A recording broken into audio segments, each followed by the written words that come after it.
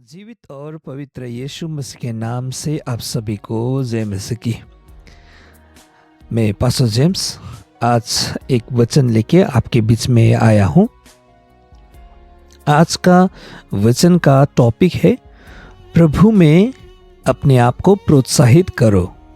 पहला सामुएल 30 अध्याय का 6 पद। प्रभु में अपने आप को प्रोत्साहित करो। दाऊद ने अपने जीवन में एक बड़ी असफलता और हार का अनुभव किया था। दुश्मन उसकी अनुपस्थिति में आया था और उसने उसकी और उसके आदमियों की सारी संपत्ति, उनकी पत्नियां और बच्चे सब कुछ चुरा लिया था।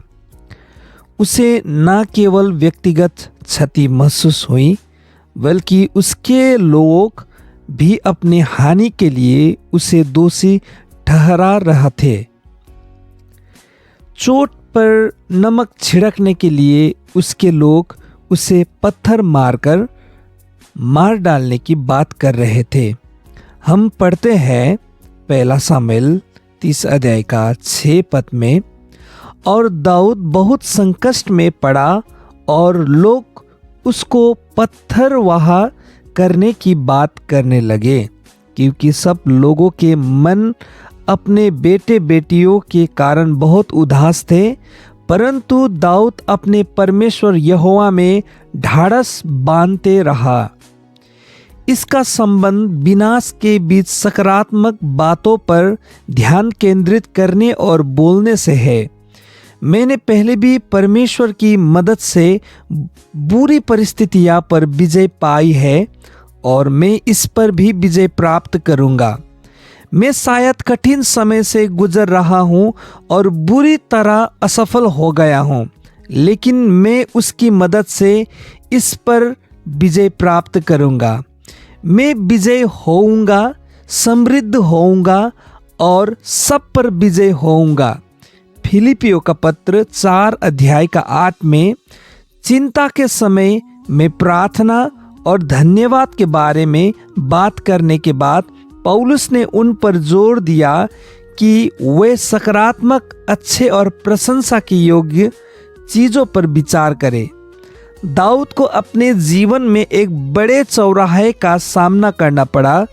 इस बिंदु तक वो जीवन में आई हर चुनौती पर विजयी रहा था। अपने संकट में वो आसानी से हार मान सकता था, लेकिन इसके बजाय उसने परमेश्वर पर और उन सभी बातों पर भरोसा करना चुना। उन सभी बातों पर भरोसा करना चुना जो उसने उसे इस बिंदु तक पहुंचाई थी, और उसने अपने परमेश्वर यहोवा में खुद को प्रोत्साहित किया।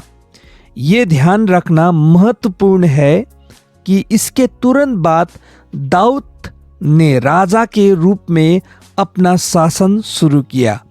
दूसरा सामुएल 2 अध्याय में हम पढ़ते हैं तो इसको पाएंगे।